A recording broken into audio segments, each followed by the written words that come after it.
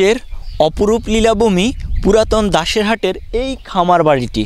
সম্প্রতি এখানে একটি বড়ইয়ের বাগান তৈরি হয়েছে, যেখানে শান্ত স্নিগ্ধ কোমল পরিবেশ, চারিদিকে সবুজের সমারোহে ঘেরা। এই বিশাল বাগান জুড়ে সারি সারি বড়ই গাছ মাথা তুলে দাঁড়িয়ে আছে, আর তাতে ঝুলছে ছোট ছোট গোলাকার মিষ্টি জাতীয় বড়ই। স্নিগ্ধ বাতাস, পাখির কলকাকলিতে মুখরিত নিরিবিলি পরিবেশ আরও মনোরম করে তুলেছে এই বাগানকে। ইতিমধ্যে এটি দর্শনার্থীদের আগ্রহের কেন্দ্রবিন্দুতে পরিণত হয়েছে।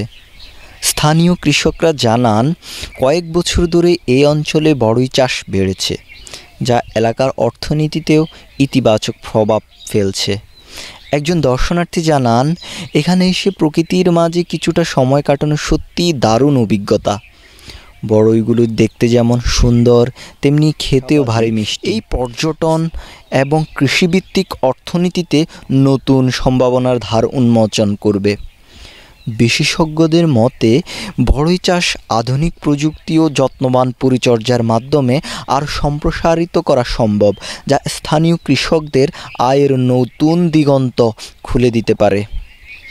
এখন শুধু সময়ের অপেক্ষা। পুরাতন দাসেরহাটের এই নয়নাভিরাম খামার বাড়ি বড়ই বাগান কীভাবে পর্যটনকে আরও আকৃষ্ট করতে পারে এবং স্থানীয় অর্থনীতিতে কী ধরনের পরিবর্তন আনে